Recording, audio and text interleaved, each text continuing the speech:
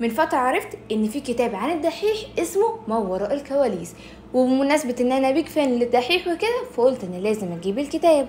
وفجأة سمعت صوت في دماغي بيقول طب ما ايه رأيك يا عزيزي المشاهد تنزل تجيبه انت بنفسك؟ فخرجت ونزلت واتمشيت ورحت المكتبة ودخلتها وطلعت ورحت جبت الكتاب.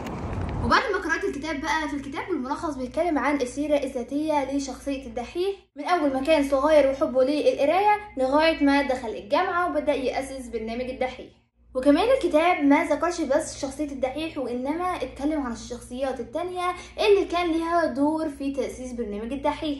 ومن الحاجات اللي حصلت صدفة ان المكتبة اللي انا جبت منها الكتاب ده هي المكتبة اللي كان الدحيح بيقرأ فيها وهو صغير. وكمان الكتاب كان مكتوب يعني اللغة العامية واللي صراحة عجبتني، بس ممكن في ناس كتيرة ما تفهمش الافيهات الموجودة فيه. وبصراحة انا استمتعت بقراءة الكتاب، فجربوا تقرأوه.